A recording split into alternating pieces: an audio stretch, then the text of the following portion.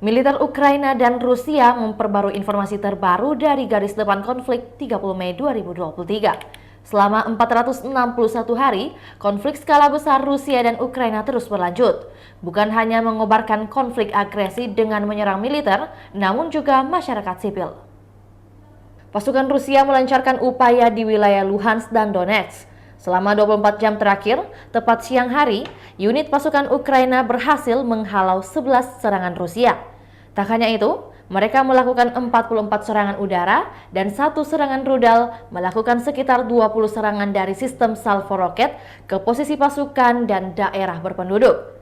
Serangan udara di wilayah Ukraina, khususnya di ibu kota negara, menggunakan serangan UAV Shahed 136-131.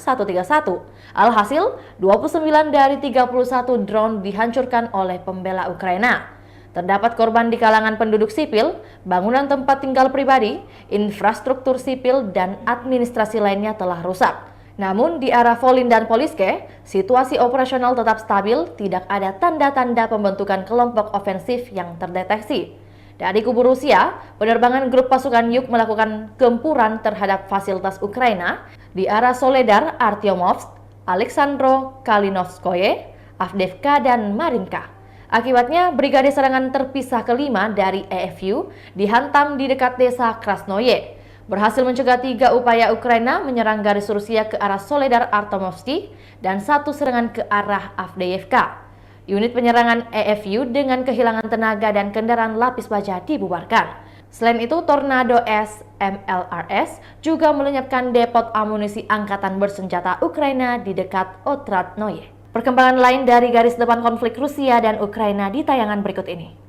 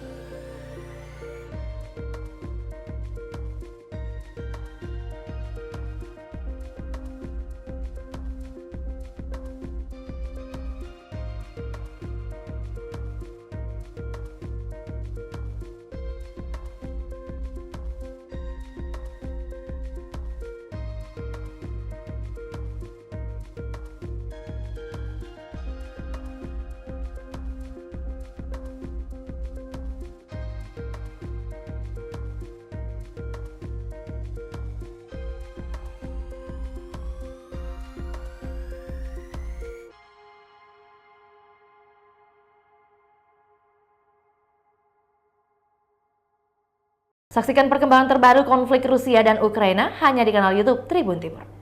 Terima kasih sudah nonton. Jangan lupa like, subscribe, dan share ya.